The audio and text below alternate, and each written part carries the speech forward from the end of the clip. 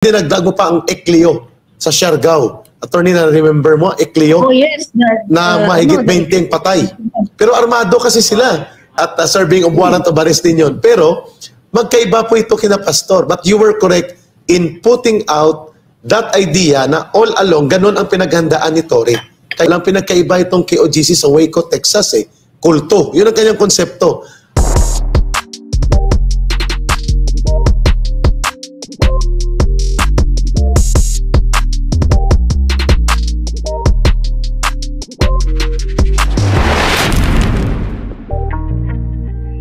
Ang inyong komentaryo sa ganitong naging karanasan at naipakitang super excellent control or self-control and discipline ng KOGC in the midst of an open display of state terrorism and violence. So Trixie Pasingit. Yeah. So in other words, what was your take when you were witnessing all of this? What did you think? Agree. Okay. Go.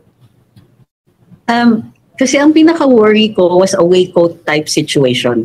At tingin ko, wisdom. This is wisdom. It's of course there's faith and there's patience, but I think it is more wisdom on the part ng mga taga-KOJC. Kasi tinutulak sila. Talagang design yung siege. Kumbaga, di ba ano yung tinatawag nila? Yung sugod, ano ba yung word na ginamit ni General? Yung ano, merong ano siya basta yung sa operation, meron siyang word na ginagamit which meant an attack.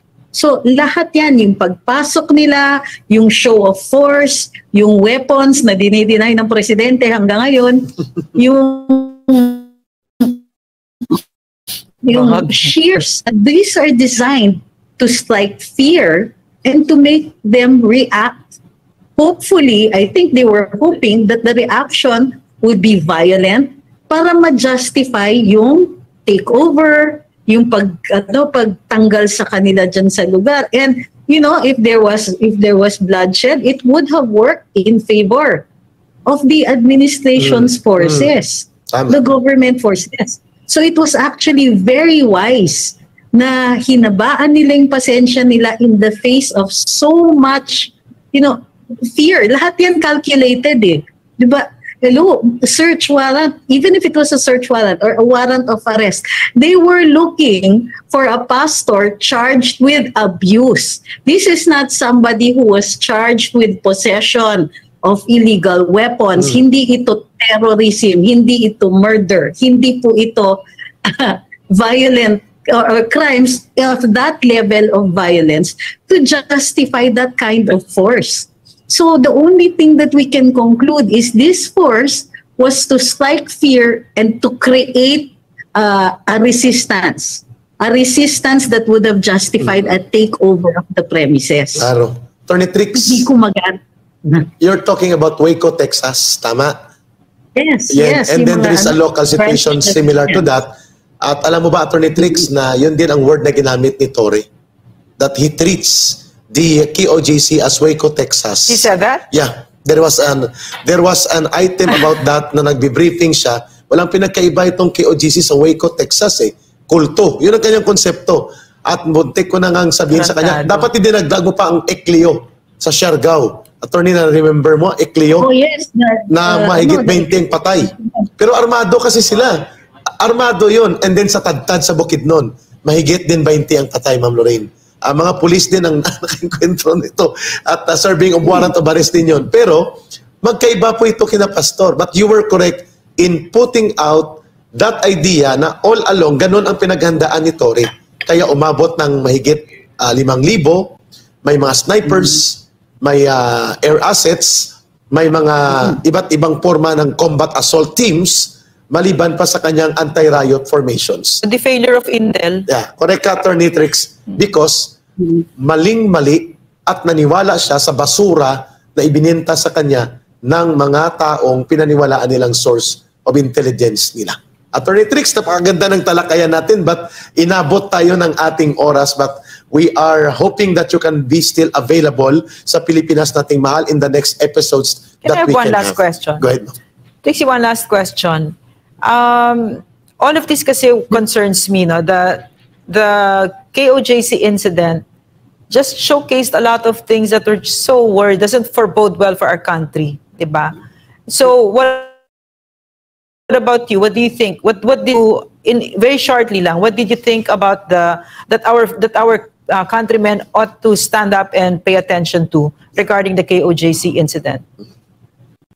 You know, it will only get worse from this kasi they're treating this as a victory on their part. Yes. So the next time they try something like this, we don't know how they're going to strike again. But it will be more vicious next time. Nag-fail nga sila to incite a Branch Davidians, Waco, Texas type scenario.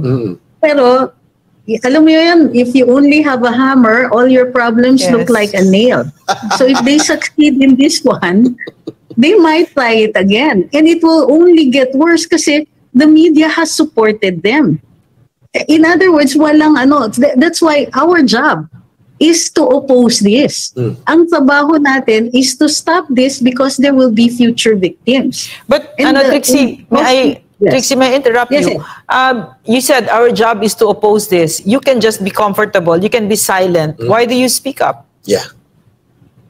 Because you'll be the next victim if you don't. Yeah. If only for your own self-preservation. I'm not talking about anything really altruistic na baka gawin nito sa iba nating kababayan. No, it might be that to us. Attorney Trix, pwede magdirekta sa'yo. We have to take care of ourselves and our safety. Attorney Trix, pwede magdirekta ng tanong, point blank sa inyo nila, Ma'am Lorraine. Briefly lang. Kasi yung pinaghahandaan talaga nila, hindi lang si Pastor eh. They want to totally paralyze the Duterte in Davao. And they're preparing a martial law, local type, at least Davao region, maximum Mindanao. Do you see the scenario of the brazenness, the callousness, yung kapalmukha at kapalapog na bira? Ano kung Duterte yan? Against Rodrigo Duterte and the Vice President and the Duterte in Davao. It may be hypothetical, but that is a highly probable situation na talagang doon papunta ang operations nila na ginawang laboratorio sample ang KOJC at si Pastor Kibuloy. Attorney Trix, go. Ang tingin ko, it's not, of course, the Dutertes are the target. Definitely, that's clear. But how wide are they going to cast that net? Ang tingin ko, very wide. Kasi lahat tayo, look, they're doing it to Attorney Harry Roque. Diba? What are they doing to Attorney Harry?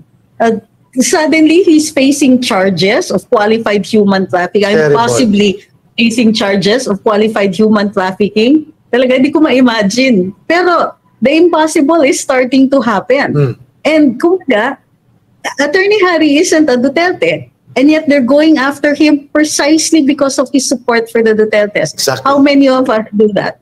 Exactly. And the more efficient you are, the more effective you are, the more likely you're going to be next. I mean, they've tried with all of us.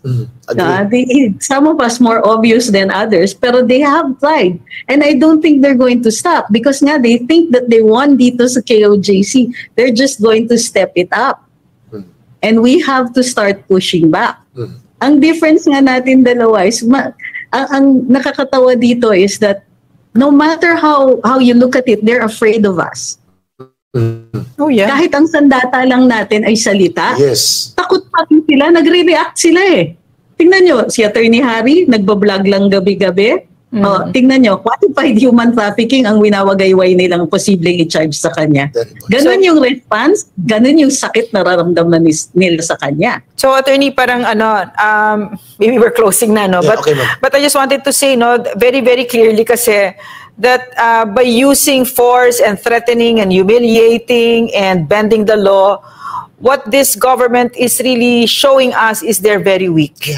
They're very weak. They can really feel that the people have already turned their backs on them, which is why they need to force us and to really humiliate us and to threaten us. Because I remember under PRRD, he didn't care about what media said about him. He didn't care about bloggers. He didn't care about criticisms. He did not care about it. He just really 24/7 was serving the Filipino people. And as a result, very strong leadership, no?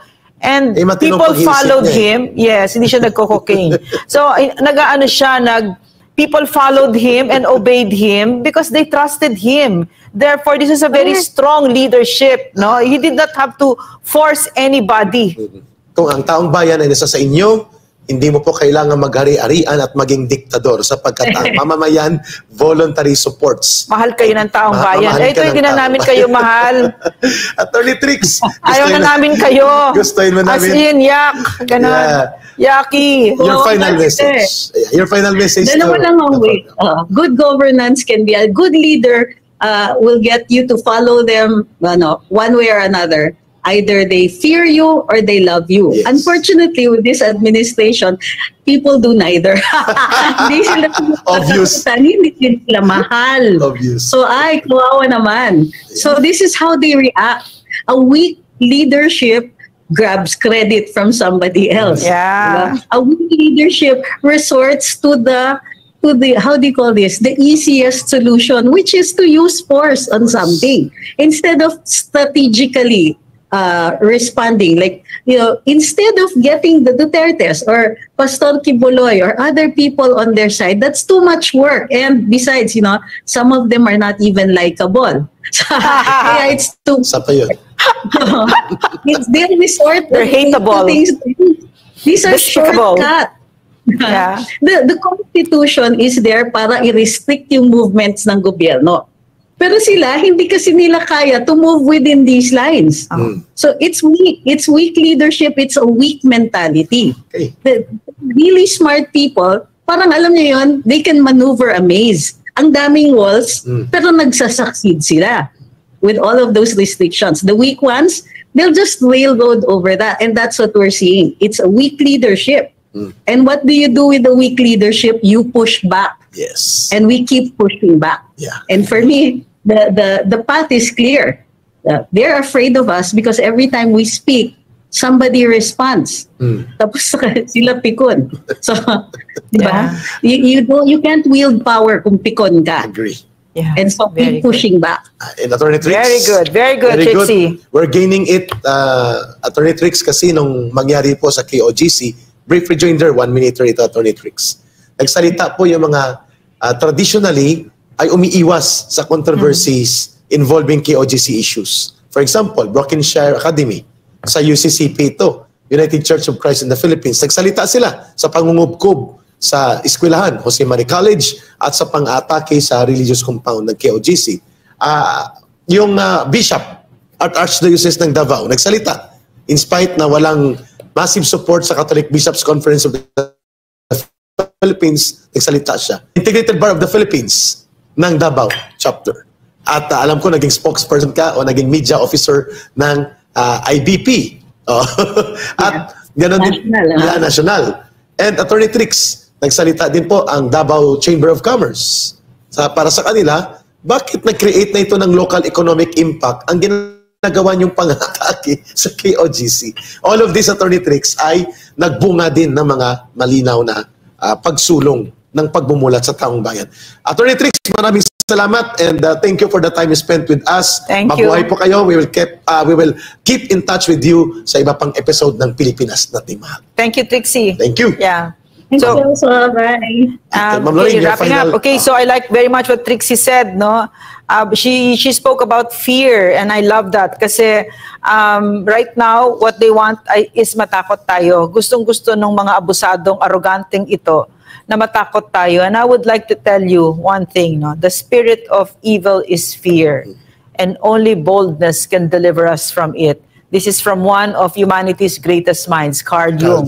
Sinasabi niya na yung takot ay nanggagaling sa ang evil, ang kasamaan, ang espiritu niyan ay takot. And only boldness and only courage can deliver us from it. So, walang natatakot dito. Magtutulungan tayo. And they also want us to forget na mas marami tayo kaysa sa kanila ng dihamak. So wag nating kakalimutan yan. Magkakasama tayo dito, nagtutulungan tayo dito para sa pinakamamahal nating Pilipinas, para sa mga anak natin at ang salinlahing Pilipino. So maraming salamat. I'm very, very proud of you and I'm very, very proud to be Filipino.